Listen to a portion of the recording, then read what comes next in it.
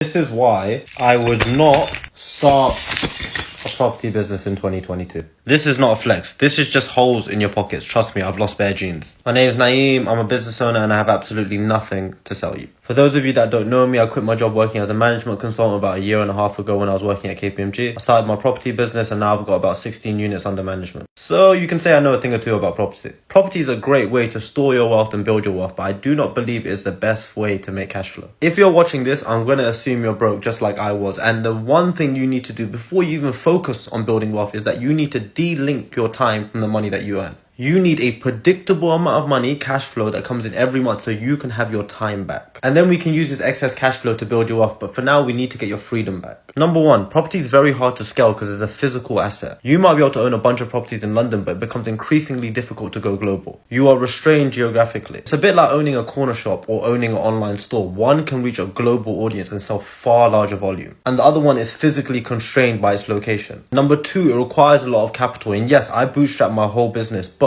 you have to get good at raising money. And for a lot of beginner business owners, that can be quite hard, especially if you don't have a proof of concept or you don't have any experience. Number three, there is significant time lags in realizing money in property. People will say shit like, oh, I made 100 grand flipping my house. But how long did it take? If it took a year, then you actually made 8 grand a month. And to be honest, there's easier ways of making that money. Property is very resource and time intensive. And if you don't already have sufficient cash flow, most people can't wait that long to even get paid. Number four, labor, systems, and automation. Because your business is based in the UK, you will have to pay British rates for labor. And that's expensive. Compare that to other businesses where you can outsource labor abroad to third world countries and pay a fraction of the price. You can systemize, but it becomes difficult to add levels of automation because you require physical labor, gas technicians, electricians, handymen to actually deal with the day-to-day maintenance. And again, that increases your overheads. And this all affects your profit margin. You want a business that you can run with like 2 people. Having a bunch of people work for you is not a flex. It just adds more complexity to the business and there's more individual points of failure where things can go wrong. Regulation and changes